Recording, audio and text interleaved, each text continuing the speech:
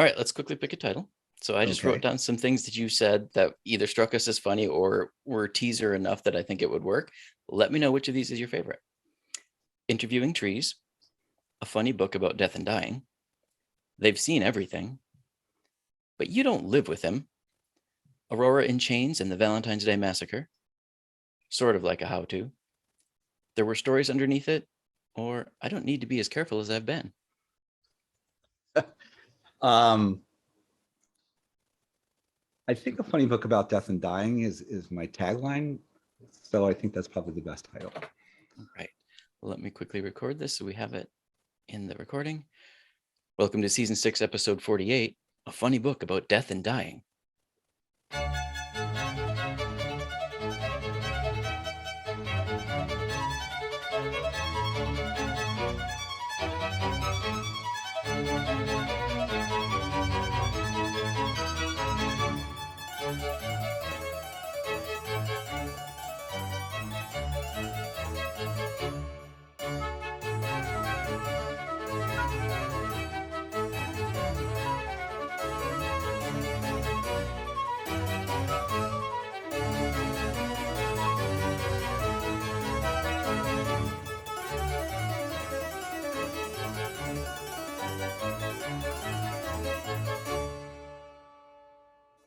Hey everybody, welcome back to the show. I'm S.A. Baz Collins here with my co-host, Van Sebastian.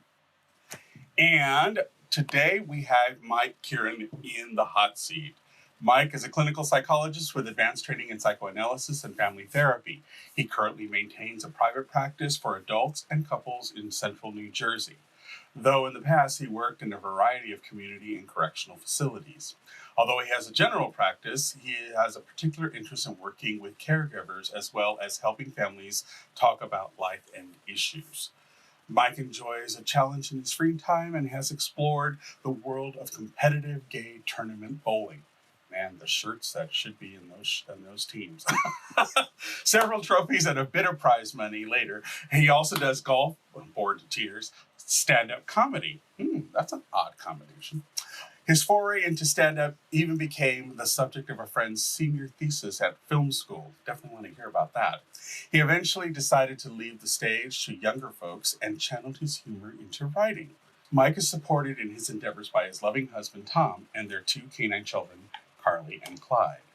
They divide their time between central New Jersey and the Pocono Mountains of Pennsylvania. Mike, welcome to the show. Thank you so much. Thank you so much for having me. Vance is thinking, this is why I do the intros. that thought may have crossed my mind. I was feeling adventurous today. I told him, let me do the bio. Anyways. So, first question I have is Carly and Clyde. No Bonnie? I'm just... You know what? They're rescue dogs, and they came with those names. They came with that name? Right. Okay, right. Gotcha. So. Okay. All right. So how did the fire get started? I mean, where did it begin? What was the impetus of you crossing over into doing writing, and why a memoir? So, well, I think I probably always wanted to be a writer, but that kind of got quashed when I was in middle school, and I had this teacher who gave us these really bizarre assignments, like interviewing trees.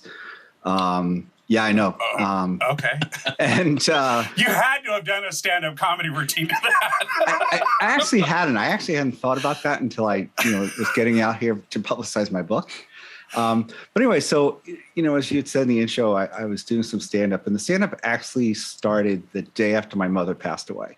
In my book, 4 Funerals, No Marriage, it's about my parents, my in-laws, illnesses, and death. And so my mother was the last one. When it was all done, I didn't know what I wanted to do with myself, but I'd always had this sort of sense that I'd like to try stand-up. It was fun, but I always thought, well, that'll embarrass my parents or something. I don't know why. So I felt really free the day afterwards, and I called Caroline's, which is a big comedy club in New York, and they have school there. And I signed up for classes, started taking it, and I love the stage. I really did.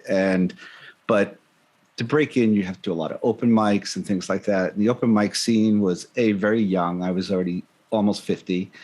And there was a lot of homophobia, a lot of misogyny, a lot of racism in people's routines. And I really got tired of listening to it. And then I would get into, would do bar shows. My material was very personal, so a lot of it was about being gay.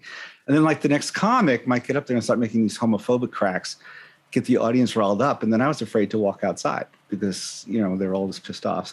So after a while, I just said, I can't do this anymore. But I really need to channel my humor somewhere. So I decided to try writing.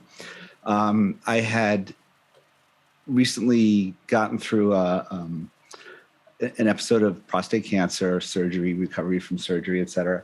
And I thought I wanted to write about that. So I signed up for some writing classes, some memoir writing classes, and sat down to write. And the cancer memoir didn't come out, but this one about caregiving did. So that's sort of where the fire got. And I worked on it for several years and then worked some more to get it published. So I'm noticing a trend too. You're not afraid to take classes. If there's something you're interested in, you'll jump right in. Oh yeah. Yeah. So that's fantastic. Kind of been called a perpetual student. You get your PhD, you go on for 2 advanced trainings after that. There's not much time for anything but that. But to quote the patron saint of gays, Rosalind Russell, knowledge is power. That's true. That is very true. All right, so let's dive into your memoir. Okay. So basically, as I said, it's a memoir about caregiving, but it's also, I like to call it a funny book about death and dying, because I really channeled that humor into the book. My mother and I shared an incredibly warped sense of humor. And it goes all the way back to my adolescence. I used to work in the office where she worked, and it was the front office of a warehouse. And I'd go in the back and talk to the guys in the warehouse, and they'd go, "Oh, we got this great joke for you." And it would turn out to have been the dirty joke I had told my parents the night before. So it's like I knew that I had an audience there. So it's sort of the opening scene of my book, which is, I just love, it's seared in my mind. My father had a stroke on a Saturday, and the following Monday, my mother had a heart attack, and she had a long history of cardiac disease. But so the book opens, we're in the emergency room by her bedside, and the nurses are, trying to be very modest for my mother. And my mother's like, I don't need the modesty. My kids came out of me. They've seen everything. My husband's sitting there. Well, he's my partner at the time because marriage wasn't legal. And so I make a joke basically about my mom having been a stripper, and I used to hang out in the dressing room and I'd seen it all, so not to worry. And they just tossed back her sheet, and there's my mother's breast staring me in the face. By the end of that day, I had seen my mother's breasts, my mother's vagina, and my father's penis. Which I'm a great tourist, but they're the 3 places I never want to travel to, basically. So, and I just sort of took it from there. There's no T-shirt for that. It might be a good, piece of merch that I could market with the book. There you go. In conjunction with the places book. I've been, check. But so the book really captures the different personalities in my family and my partner's family, and the relationship I had with them. And, the title gives it away, "For Funerals, No Marriage," that certainly everybody dies in the book. And, well, I didn't, obviously, but, and I was going to say, we're getting good at it if you are. Right.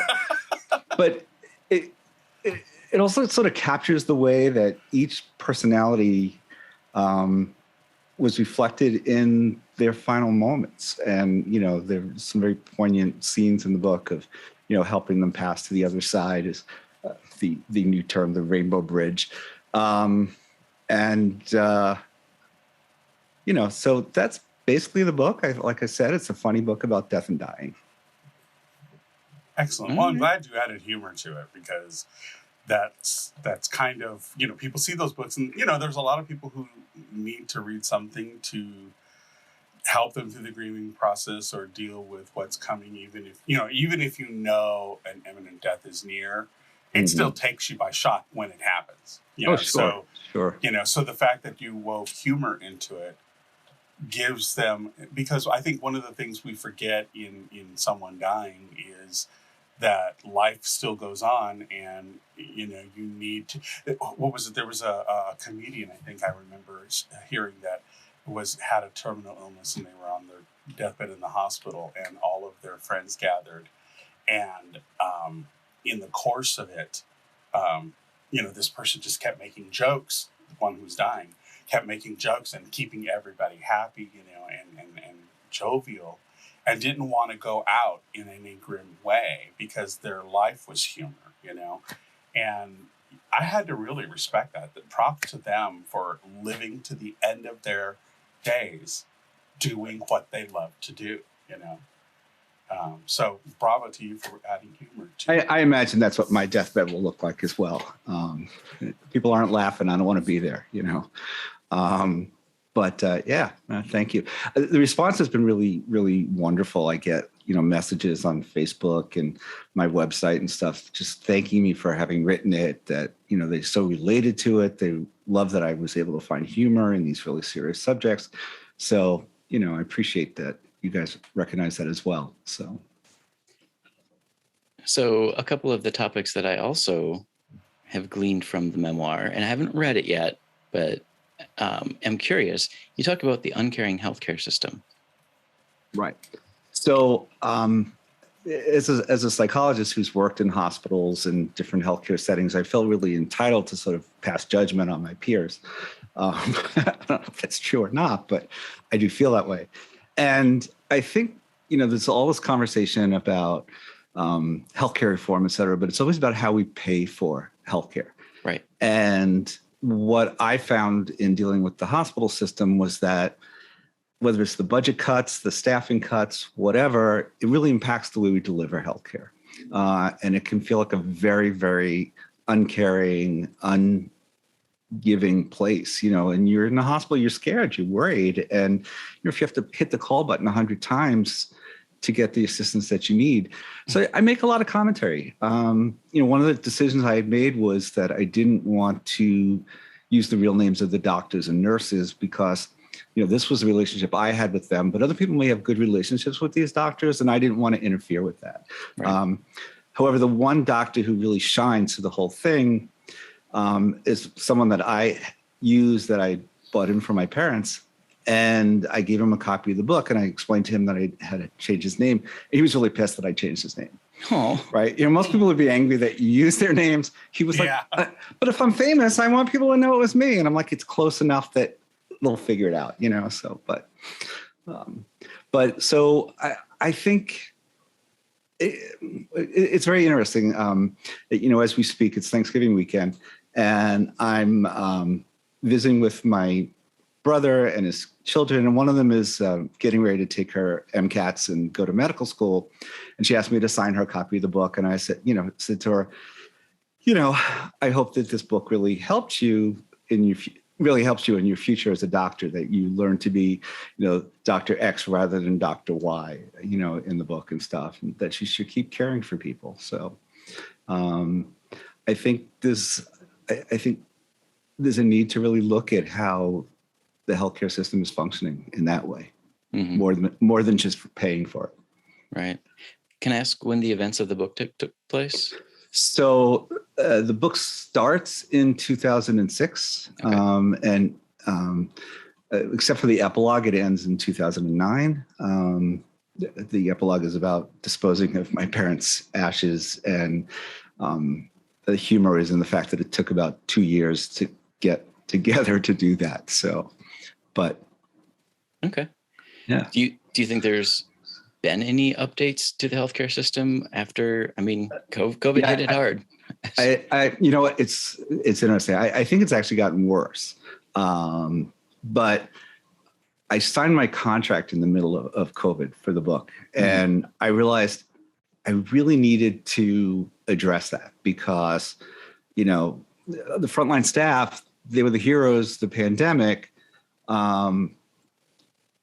And I wasn't telling any stories that weren't true, but I also needed to sort of balance it out with, what the pressures are on them and help them to not look like total villains that, they felt like when I was going through it. So, but yeah, I mean, I do appreciate all they've done during the pandemic and such. So. My final question sort of about that. You also mentioned a homophobic world in the book. Was that present in the healthcare system? So there were moments that like they didn't recognize my partner as being part of the family. And at that point we'd been together 20 plus years. But next month we celebrate our 35th anniversary together. So congratulations. Yeah. Thank you. And, there'd be looks, so there'd just be like, like the day my partner's mother died, the hospice had called, he'd already left to go there. And I was listed as, part of the family and that they could share with me. And the nurses wouldn't tell me why they were calling. Mm. So I was I think that was the most blatant one. But it also is what I think also I tried to capture in the book was how life goes on despite the fact that you're spending all this time caring for people and things like that. You still have to try to maintain a career. You have to deal with the public. Mm-hmm. One of my favorite parts of the book is like the Valentine's Day that comes towards the end of my mom's. And, we just had this experience that I would call it homophobic. Other people might just call it heterosexist. But the way we were treated as a gay couple, as opposed to the heterosexuals that were sitting all around us and stuff. And right. There wasn't enough stress in my life. I didn't need that. Do you think that's because it was a generational thing? Do you think that, because I wonder if the children nowadays, if they experience that in that way, whereas I think people from our generation, right. I'm in my late 50s, so I'm not, I understand where you're coming from with that, but do you think that's a generational thing that with your family and how I think there could be both generational and geographical things. Like I think it's very different today on the coasts and in the major cities. I think the kids have much more freedom to experiment. They're much less homophobic. But in the heartland, in the flat states, the southern states, I think sometimes you still see a lot of that.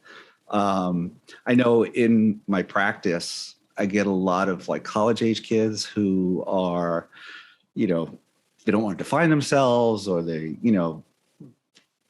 just experimenting or whatever, and they use the word queer a lot more. When I was first coming out, that was not a positive thing. No. Today I like sort of reflect on the whole conversation about pronouns in the trans world and such. When I was coming out, pronouns it was exactly the opposite. You had to be really careful about the pronouns you use, because if you were hiding, if you didn't want someone to know that you were gay and you need to refer to a partner or something, it's always they. It's like, which if you knew that it was a dead giveaway anyway. But so I think that's the difference that you might find today in terms of the homophobia. But right. It's still out there. I think we all know that. So right. Did you write your book like each parent's individual story as a solid like section of the book, or did you weave them chronologically as it happened? So I generally wrote the book chronologically. So, my father-in-law actually died a few years before the main action of the book. So I cover that in flashback. And my husband basically is so sainted that he wears a halo most of the time. Everybody loves him, because I always want to say, but you don't live with him. But I do love him, and I will say that. But so, that was in flashback. But with my parents and his mother, they were all sick at the same time. So the action would switch back and forth. But the sections are divided by the end of each one's life. So okay. There's 3 sections to the book. All right. Now, the final element that I gleaned from the book is that you have 2 iconic muse voices, Truvy from Steel Magnolias and Aurora. How did that come about? Yeah, I never thought to name mine.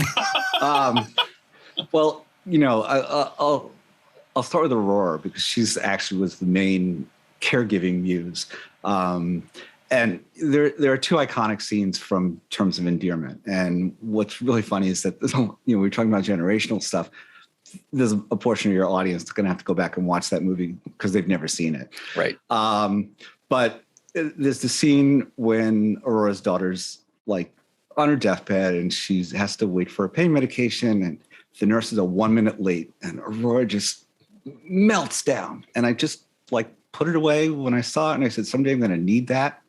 And Aurora was with me in all the hardest times of the caregiving, to the point where one time she almost got me arrested. And if it hadn't been for my mom's doctor, I would have ended up in handcuffs and spending a night in the clink. Can I ask about that? Yeah, so we can't just wander away from that one. Right. You can, and I'll briefly describe it. Although I will encourage you to go and read that in the book. And okay, fair. It's the chapter Aurora in Chains. If you read nothing else, read that and the Valentine's Day Massacre. So my mom was in a hospital that we didn't normally go to, but she needed a special procedure. And I'm getting off the elevator and I can hear my mom calling for help in like this very sick voice. And she was all the way down the end of the hall. And as I go past the nurses station, they're in report, which is like when they change their shifts and everything. And, they're getting their coffee and they're chatting and stuff like that. And I get down to my mother's room and she would have really bad responses to things like dyes from procedures. She couldn't take statins, and often doctors ignored that on their chart and give her statin stuff. So my mom was having explosive diarrhea, basically. And she filled a bedpan, she filled her roommate's bedpan, and I like seated her on garbage cans. And the whole time I'm trying to get the nurses to come down, and they're like, we're in report, we'll be there in a minute, and stuff like that. And finally, I just was walking back to my room, and I, pulled out the phrase that we all love. And actually, Aurora did it. I was like, who the fuck do I have to fuck to get a bedpan around here, right? And I'm like trying to help. And next thing I know, these two cops are at my mom's door, and the hospital is an inner city hospital. So they actually hired city police to be their security. It wasn't just some hospital security. And the doctor showed up just as the handcuffs were being placed on me. Wow. So it was really like, of course, later on we talked about it in terms of like how hot the scene must have been, because handcuffs always are, it's this fantasy play, right? Yeah, but with a backdrop of filled bedpans, I'm not so sure. Not for me anyway. I know there are people, but, not True. Me. Wow, that makes me glad that I'm in California, because I've had such things sometimes with non-responsive nursing stations that I've gone and raised a ruckus when my husband was in the hospital. So that never occurred to me that was a thing. I can understand to a degree why they would do something like that, but in California, I guess that's not a thing. So that really is shocking. Yes. And one thing I want to get back. Oh, go ahead. Okay. No, I was going to say the other iconic scene in Terms of Endearment is the one in the beginning when her daughter is still a baby, and she climbs in the crib to make sure that her baby's still breathing. And if you've ever been a caregiver to older sick people, they can breathe very shallow, and you're never quite sure. And I'd show up at my mom's apartment, and she'd be sleeping, and I'd be like, "Is she sleeping or is she dead?" And I'd have to wake her up just to make sure. And as far as the folks from Steel Magnolias and Shruvy, my motto in life has been everything I need to know in life I learned from Steel Magnolias. I think they were just some of the greatest quotes in the world to that. But It's also a beautiful story about taking care of somebody and the friends and the way your friends support you through things. Mm-hmm. And there's also this wonderful scene, and I didn't make it very clear, but there's a scene when her daughter's dying, and Sally Field's the mom is the only woman left, and there's a brother and a husband, and the men have to leave. They can't deal with these final moments, right? And that got mirrored in some of the final scenes in my book about how, there were certain people that just couldn't handle that last moment, and either were sitting there impatiently, like, why doesn't he just stop breathing already? Or my older brother, who was just texting people through the whole thing and not being what was going on. So I think both movies played a role in my psyche, and so that's really cool. Thanks. Is there anything else you want folks to know about the book? Well, you can buy it almost anywhere. It's I'd like to say it's selling like hotcakes, but I'm a first time indie author. It's doing very well as a first time indie author. I encourage people to pick it up. What I like to tell people is, if you think you'll ever grow old or ill, and you have people that are going to take care of you, you should buy multiple copies and give them this, because it is sort of like a how-to. And my mom's half sister read the book and called me, and she said, I'm giving this book to my children. I want them to know how to do this. And I was like, nice. Well, you know what? If they don't do it, you just call. I'll be out there. She lives in Oakland, California, and I'll be out there, and I'll do it for you, and I'll whip your kids into shape at the same time. But nice. So, yeah. Very cool. All right. Well, folks, we at Written on the Edge are proud to introduce you to new media, like Mike's book, by queer content creators. If you enjoy learning about these artists, please like and subscribe so you get the alerts for new episodes. And if you want to support the channel even more, we've got some merch over at Redbubble. A line of drag queen t-shirts, a line of classic author quote t-shirts. Go check it out. What's coming up next for you? Yeah. So, the most, what's the word I'm looking for? So I'm spending this holiday weekend about an 8-hour drive from home. So the biggest thing coming up next is an 8-hour drive back home. Hopefully traffic won't be too bad. And while I woke up to some snow this morning, it's a little bit too warm to have major snow. So, I'm looking forward to celebrating my anniversary next month, because it will be a big one. It will also mark our return to theater. I live in the suburbs of New York. Theater is a big part of our life. Mm-hmm. Continue to work on the next memoir. Mm-hmm. Continuing to get out there and talk about the book, do readings. It's been very hard because my marketing ideas for the book have been severely curtailed by COVID, right? Like, if I could, I would have just thrown the books in the car and gone from bookstore to bookstore across the country and done readings and et cetera. Very few bookstores are having live readings. So right. A lot of it is on Zoom. And the hard part about that is, the goal of it is to sell your book, obviously. And people, if they come to hear you read, they'll be a little bit embarrassed if they don't buy the book when they walk out. As opposed to when it's virtual, they have access, they can go buy the book, but nobody knows whether they did or not. So that's the downside to, I think, doing it on Zoom. The upside is, I think, more people do get to hear about it and do get to. True. But yeah, the other side of that too is reading in a bookstore. You're already in the retail space where people have come, right. and they're in a space where they know purchasing is a thing. Right. If they're at home at Zoom, they're not necessarily in a space where they're thinking, this is where I buy things. Right. We all do, but nobody thinks about it. Right. I mean, it's interesting because the largest percentage of books is about 80% are sold via Amazon. And I'm not a huge fan of Amazon. I think it's destroyed small businesses and things like that. But it's been a necessity to direct people to Amazon, because they also sort of, it's their numbers are watched by the profession. Right. Right. And which I laugh about this because as an author, I get an author page on Amazon, which then brings me to this site called BookScan, which is the industry's count of how many books you've sold. So every Saturday morning you can check in and you can see where you're at. But Amazon doesn't post to BookScan.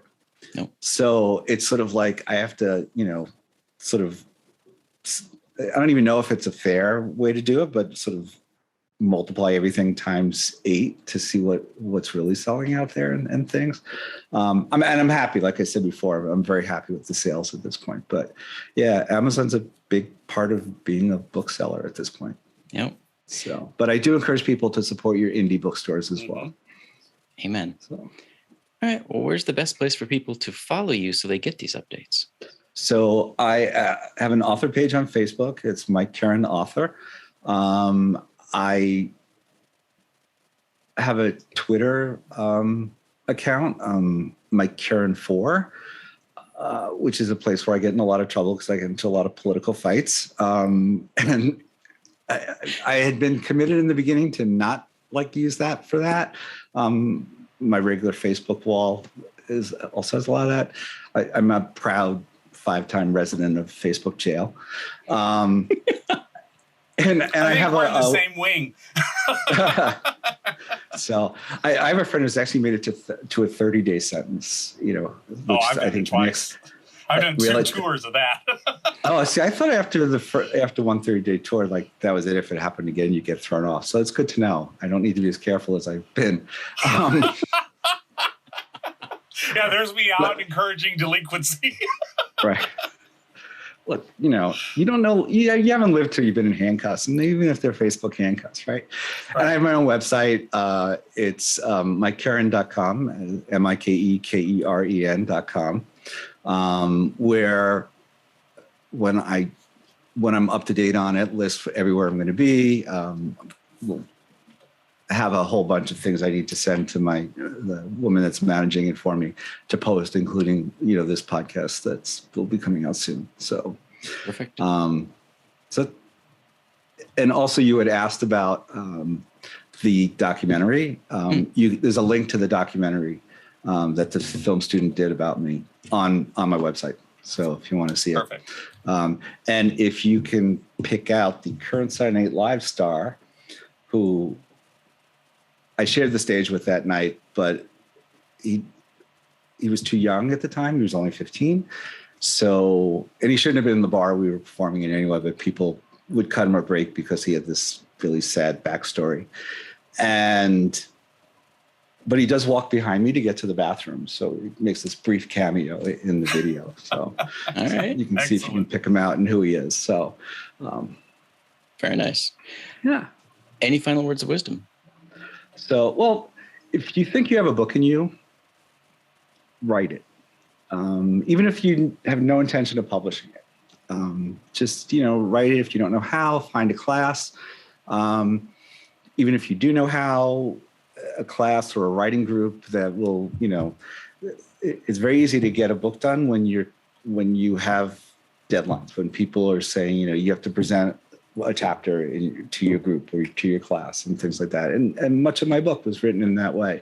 At least the first draft. I mean, then there's the editing process, et cetera. But, and if your dream is to publish it, stay with it. I mean, the book took me 4.5 years to write and 5.5 years to get published. So it wasn't an easy process, but it's, it can be very rewarding. So nice. Get out there and write. All right. Baz, anything? No, I'm good. All right, folks. Written on the Edges, produced by Rogue Ravens Media. For our disclaimers, links to social media, our listen stations, or to sign up as a guest, visit www.rotepodcast.com. If you enjoy learning about new artists, please like and subscribe so you get alerts for new episodes. We'd like to extend a huge thank you to Mike Keren for being with us today. Mike, thank you so much. You're welcome. Thanks so much for having me. And thank you for putting your how-to out into the world. Thank you. All right, folks. Pick up 4 funerals, no marriage, because you probably know somebody at some point who might age and might need some care. We love you all. We'll talk to you again soon. Bye-bye. Bye-bye. Bye.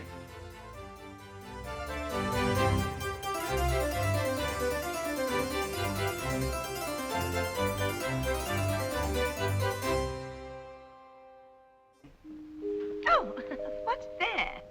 Closing time. The bums rush in melody, dear.